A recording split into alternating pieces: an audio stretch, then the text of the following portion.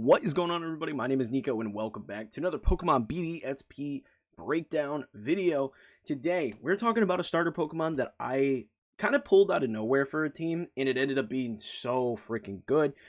I am talking about Sceptile. This Pokemon is a unit, an absolute freaking unit in terms of its speed and its attack stats. Very, very powerful Pokemon, and I highly recommend using it. So if this is your first time here on the channel, make sure you are subscribed for more videos like this in the future. Let's get into it. So, as I state in all of these videos, these are not the set in stone movesets or EV spreads for these Pokemon. It's all up to you to kind of figure out what you like using those Pokemon for. This is just to get your gears turning when you're team building using these Pokemon. And Sceptile has so many uses, so many freaking uses. It's just a fantastic Pokemon. So, first up, we have the one that I featured in my Dust Noir team video, and this is an absolute threat, and that is the Choice Specs. Choice Spec Sceptile is awesome. So fun to use. So, first up, we have its moves: Dragon Pulse, Focus Blast, Energy Ball, and Giga Drain. Now, all the abilities on all these Sceptiles are Overgrow because I just haven't found a use for Unburden. I don't know why I'd want to use Unburden. If you know why, leave a comment below. I'd like to know. But looking at the EV spreads, we have 4 defense, we have 252 special attack, and 252 speed with a timid nature. Now, look at the speed. This thing speed ties Alakazam with a speed nature. That is absolutely unbelievable. So this Pokemon is so freaking fast, and its move pool is deep enough that you can really make a lot happen with this particular Pokemon. So you can really throw some weird stuff on here and be able to take out a number of Pokemon because the coverage is so freaking good. Next up, we have our Life Orb. Now, it's the same EV spread and same moveset as the previous Sceptile that I just showed you. But the reason I have the Life Orb on it is because you do have access to stuff like Giga Drain and being able to rotate between all these moves, you know, kind of whittle yourself down with your Life Orb by knocking Pokemon out. You can go in and Giga Drain and get all that back from your Life Orb. That's super, super nice. So I think Life Orb has a lot of viability on this particular Pokemon because of the move pool that it has. Now we have a Scarf, and this is a cheekier version of Sceptile. This is our attack damage Sceptile, and it's something that a lot of people aren't looking at because the attack stat is much lower than the special attack stat.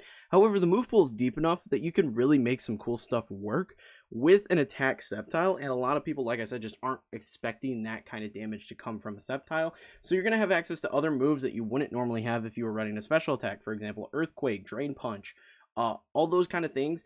They give you a deeper move pool, and going against things like Infernape, having access to things like Earthquake, that's going to give you a huge advantage in this situation. So, this one is Scarfed, just so you can outspeed some stuff. If you really wanted to be cheeky, you could outspeed, you know, Alakazam and throw like a Dark-type move, like Crunch or something on here, and you're going to be able to do tons of damage. So, something like that you could rotate in. This isn't my favorite version of the attack Sceptile. If you move on here, we have Choice Band. This one is very cool. This one's cool simply because, you know, you're working with your Choice Band. You get that extra damage. You get the speed because you're just stupid fast. So you could do all of that fun stuff and taking out certain Pokemon with this. But then there's also the Life Orb sets, and I really like the Life Orb sets for this particular Pokemon because you are going to be able to set up and do some crazy stuff. Because you have access to Swords Dance, you're going to be able to get that up, get your attack up, and be able to do big freaking damage with this Pokemon through that method. Or you can run it similarly to the Life Orb special attacker, and you could go ahead and throw Drain Punch on there instead of Giga Drain, and you're going to be able to have a lot more coverage in that regard. So all of these are super fun and kind of goofy to mess around with. On this one, we have Brick Break. You could rotate Brick Break in on the Choice Scarf as well. But very fun, kind of unexpected sets that you can use for Sceptile. I really, really like the fact that it's versatile in both special attack as well as attack.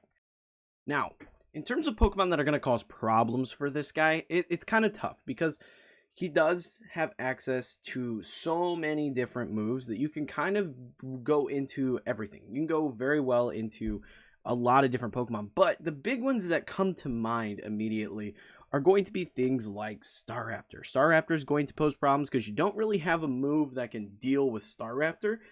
And this Pokemon is very fast as well, and it's often Scarfed. So having to deal with this particular Pokemon can pose problems.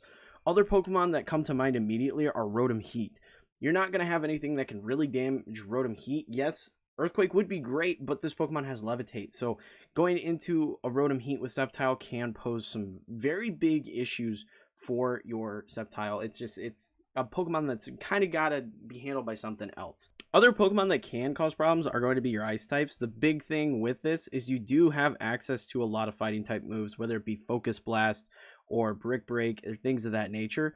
You're going to be able to handle a lot of Ice types, but they can still potentially pose problems depending on the particular Pokemon. Other things that I definitely think are going to cause problems that are a little bit more prevalent in the format are things like Gliscor. Gliscor is going to cause some issues for you because of its move pool, because of its typing.